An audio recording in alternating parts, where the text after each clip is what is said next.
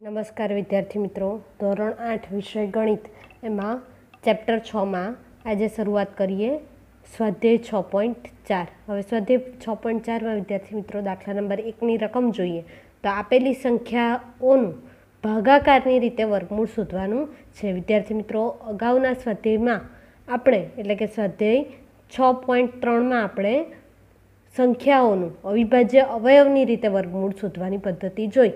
હવે આ સ્વાધ્યાયમાં આપણે જોઈશું ભાગાકારની રીતે કોઈપણ સંખ્યાનું વર્ગમૂળ કઈ રીતે શોધી શકાય તે.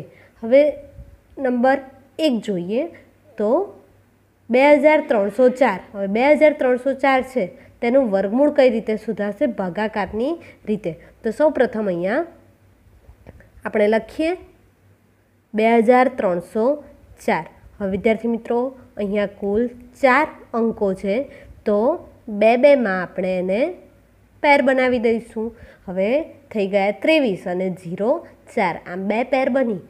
વિદ્યાર્થી મિત્રો 23. હવે જોઈએ આપણે તો 1 થી લઈને 9 સુધીમાં કયો વર્ગ, કઈ સંખ્યાનો વર્ગ એવો છે કે જે 23થી નાનો છે? તો 1નો વર્ગ જોશો તો 1, 2નો વર્ગ જોશો તો 4, 3નો વર્ગ જોશો તો 9, એ રીતે 5નો વર્ગ જોશો તો 25, એટલે કે 23 કરતાં વધી ગયા. તો કઈ સંખ્યા આવશે અહીંયા? 4.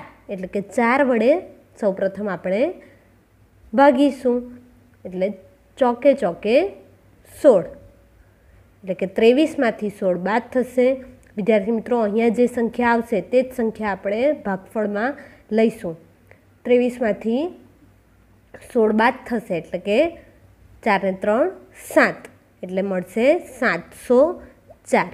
હવે વિદ્યાર્થી મિત્રો 0 4 આપણે નીચે લઈએ એટલે 704 મળશે.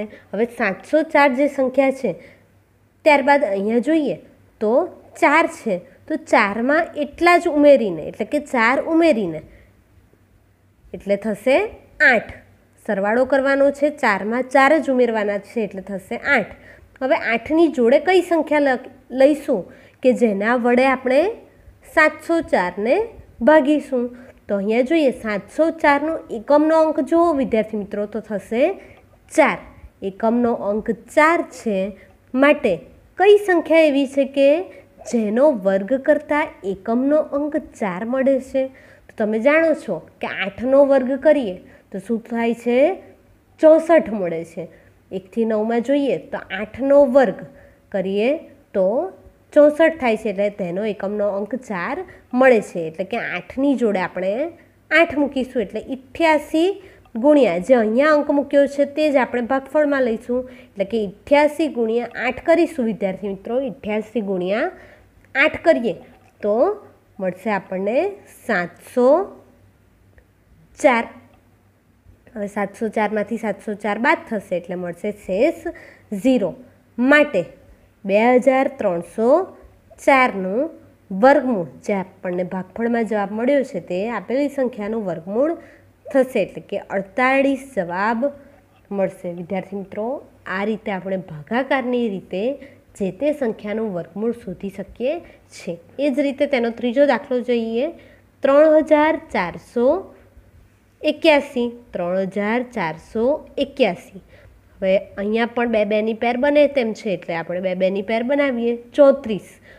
તો જોઈએ તો 4નો વર્ગ થશે 16, તેનાથી આગળ પણ વધી શકાશે. 5નો વર્ગ 25, 6નો વર્ગ થઈ જાય છે વિદ્યાર્થી મિત્રો 36, એટલે કે 34 કરતાં વધી ગયા એટલે અહીંયા આપણે લઈશું 5.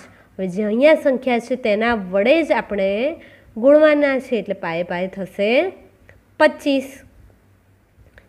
34માંથી 25 બાદ કરીશું એટલે કે 5 ને 4 મળશે 9, બાદ બાકી કરીએ તો 9 થશે 981. હવે અહીંયા જેટલા છે એટલા જ વડે સરવાળો કરવાનો છે એટલે થશે 5 ને 5 10, એના ડબલ કરીને અહીંયા મૂકવાના છે. હવે 10 જોડે કઈ સંખ્યા લઈશું?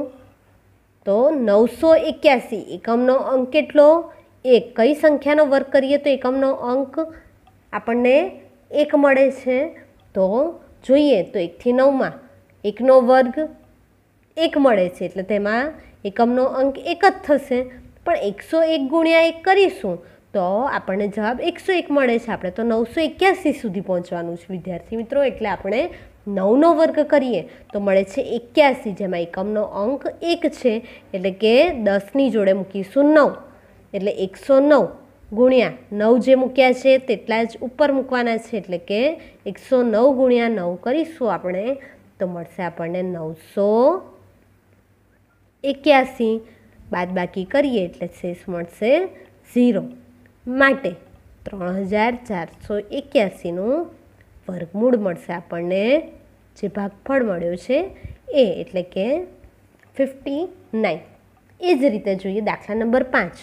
તો અહીંયા પણ 3249.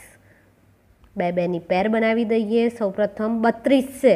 હવે 32 છે તો 32થી કઈ સંખ્યાનો વર્ગ કરીએ તો 32થી નાનો આવે છે? તો જોઈએ તો 4નો વર્ગ 16, 5નો વર્ગ 25, 6નો વર્ગ 36 થઈ જાય છે.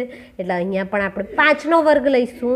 5નો વર્ગ કરીએ તો થશે 25 એટલે કે 5 ગુણ્યા 5 એટલે થશે 25. 32માંથી 25 બાદ કરીશું વિદ્યાર્થી મિત્રો એટલે મળશે આપણને 7. 749. 49ને નીચે લઈએ એટલે 749. હવે અહીંયા 5ના ડબલ એટલે થશે અહીંયા 10. ચલો 10ની જોડે કઈ સંખ્યા મૂકીશું અહીંયા? તો વિદ્યાર્થી મિત્રો જોઈએ તો 9. એકમનો અંક 749નો એકમનો અંક 9 છે. કઈ સંખ્યાનો વર્ગ કરતાં એકમનો અંક 9 મળે છે? તો 49 એટલે કે 7નો વર્ગ કર્યો તો એકમનો અંક કયો મળ્યો? 9. એટલે 10ની જોડે કયો અંક મૂકીશું? 7. હવે અહીંયા જે અંક મૂક્યો છે એ જ ભાગફળમાં બીજો અંક મૂકીશું એટલે 107 ગુણ્યા 7 કરીશું તો મળશે 749. માટે શેષ અહીંયા પણ 0. માટે 3249નું વર્ગમૂળ મળશે આપણને 57. એ જ રીતે જોઈએ દાખલા નંબર 6. તો એમાં જોઈએ તો 1369. 1369. તો તેમાં જોઈએ વિદ્યાર્થી મિત્રો તો બે બેની પેર બને જ છે અહીંયા પણ એટલે એમાં જોઈએ આપણે આગળ તો થશે 13. હવે 13થી નાનો કોનો વર્ગ 13થી નાનો થાય છે? 4નો વર્ગ 16 થઈ જાય છે એટલે 13 કરતાં વધી જાય છે એટલે 3 અહીંયા લઈશું. 3 તરી 9 ભાગ ચાલશે.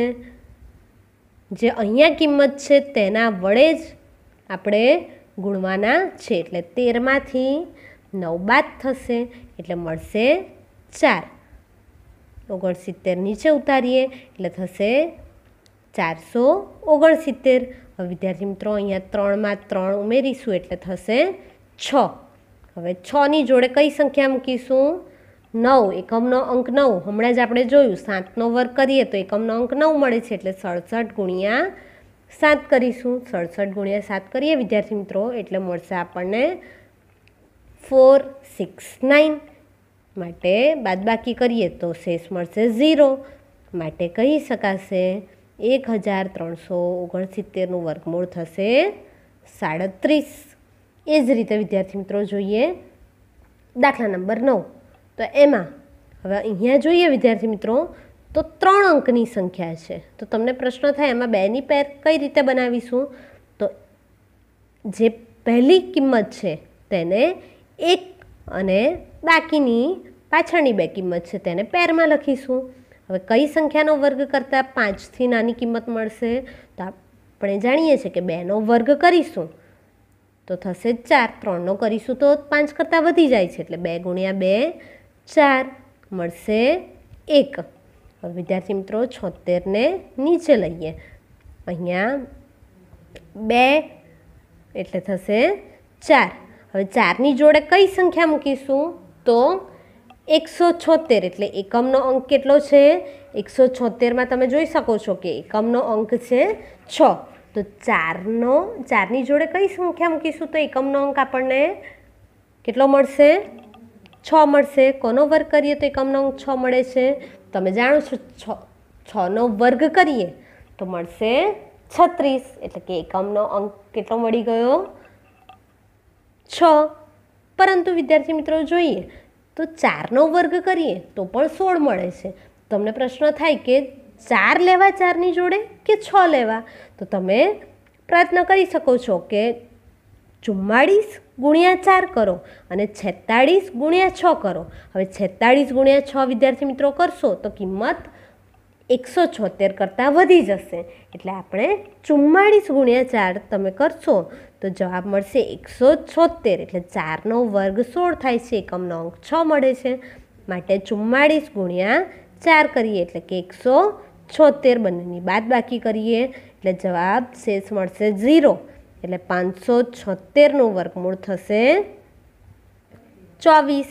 576નું વર્ગમૂળ થશે 24. વિદ્યાર્થી મિત્રો, અહીંયા દાખલા નંબર 1 પૂર્ણ થાય છે. બાકીના દાખલા જે છે, દાખલા નંબર 1ના અહીંયા ગણાવ્યા નથી, તે દાખલા હોમવર્કમાં તમારે આ જ રીત છે ભાગાકારની રીતે ગણવાના રહેશે. ત્યારબાદ જોઈએ દાખલા નંબર 2. હવે દાખલા નંબર 2નું જોઈએ તો આપેલી સંખ્યાઓના વર્ગમૂળ તરીકે આવતી સંખ્યામાં કેટલા અંકો હશે તે જણાવવાનું છે, ગણતરી કર્યા વિના. હવે કોઈપણનું વર્ગમૂળ લઈએ, કોઈપણ સંખ્યાનું વર્ગમૂળ લઈએ તો તેમાં કેટલા અંકો આવશે તે કઈ રીતે જાણી શકાય ગણતરી કર્યા વગર? તો તે પદ્ધતિ આપણે દાખલા નંબર 2માં જોવાની છે. વિદ્યાર્થી મિત્રો, જોઈએ તો નંબર 1 64. હવે 64માં અંકો કેટલા છે? તમે કહી શકો છો કે 2 અંકો છે. 64 સંખ્યામાં કેટલા અંક આવે છે? 2 અંક આવે છે, 6 અને 4. તો તેના વર્ગમૂળના અંકોની સંખ્યા, વિદ્યાર્થી મિત્રો, અહીંયા બેકી સંખ્યા મળે છે. 64માં આવતા અંકો કેવી સંખ્યા મળે છે? બેકી સંખ્યા. જો કોઈ પણ સંખ્યાના અંકોની સંખ્યા જો બેકી સંખ્યા હોય તો તેના વર્ગમૂળમાં આવતા અંકોની સંખ્યા શોધવાનું સૂત્ર છે n/2. એટલે કે nને 2 વડે ભાગવાના રહેશે. હવે n બરાબર શું લેવાના છે? જે તે સંખ્યા, જે તે અંકોની સંખ્યા. એટલે કે 2ના છેદમાં આવશે 2. 2ને 2 વડે ભાગીશું એટલે જવાબ મળશે 1. માટે 64ના વર્ગમૂળમાં આવતા અંકોની સંખ્યા કેટલી હશે? 1. આપણે ચેક પણ કરી શકીએ છીએ વિદ્યાર્થી. તેના ત્રીજા દાખલામાં જોઈએ તો 4489. તો 4489માં અંકોની સંખ્યા કેટલી છે વિદ્યાર્થી મિત્રો? 4 અંક છે. માટે તે કેવી સંખ્યા છે? બેકી સંખ્યા છે. માટે આ જ સૂત્ર આવશે n/2. એટલે 4ના છેદમાં 2. કેટલાય ભાગ ચાલશે? 2 દુ 4. એટલે 4489ના વર્ગમૂળમાં કેટલા અંકો હશે? 2 અંકો હશે. એ જ રીતે જોઈએ તો દાખલા નંબર 5. દાખલા નંબર 5માં જોઈએ આપણે તો 3,90,625. તો તેના અંકોની સંખ્યા કેટલી છે? 3 ને 3 6. તો અહીંયા n/2 સૂત્રનો ઉપયોગ થશે. એટલે કે 6/2. એટલે કે 3,90,625ના વર્ગમૂળમાં કેટલા અંકો હશે? 3 અંકો હશે. વિદ્યાર્થી મિત્રો, આ રીતે જ તમારે દાખલા નંબર 2ના બાકીના દાખલા હોમવર્કમાં લખવાના રહેશે, ગણવાના રહેશે. પરંતુ વિદ્યાર્થી મિત્રો, કેટલીક સંખ્યાઓ એવી પણ હોય કે જેમાં અંકોની સંખ્યા કેટલી હોય? એકી સંખ્યામાં હોય. તો એકી સંખ્યા જ્યારે હોય, એકી સંખ્યામાં અંકો હોય તો તેનું સૂત્ર છે n+1/2. એટલે કે 3 અંકો હોય તો 3 + 1 છેદમાં 2. એટલે કે 4/2. તો તે સંખ્યાના વર્ગમૂળમાં 2 અંકો આવશે તેમ કહી શકાય. વિદ્યાર્થી મિત્રો, આ દરેક સંખ્યાઓ આપણે જે લીધી છે બેકી સંખ્યાવાળા અંકો છે. માટે તેના અંકોની સંખ્યા, તેના વર્ગમૂળના અંકોની સંખ્યા માટે આ સૂત્રનો ઉપયોગ થશે. અને એકી સંખ્યામાં અંકો હોય તેના માટે n+1/2 સૂત્રનો ઉપયોગ થશે. વિદ્યાર્થી મિત્રો, અહીંયા દાખલા નંબર 2 પૂર્ણ થાય છે. તેના બાકીના દાખલા આ જ રીતે તમારે હોમવર્કમાં ગણવાના રહેશે. દાખલા નંબર 1 અને દાખલા નંબર 2 વિદ્યાર્થી મિત્રો અહીંયા પૂર્ણ થાય છે. નેક્સ્ટ વિડીયોમાં આપણે દાખલા નંબર 3થી શરૂઆત કરીશું. Thank you.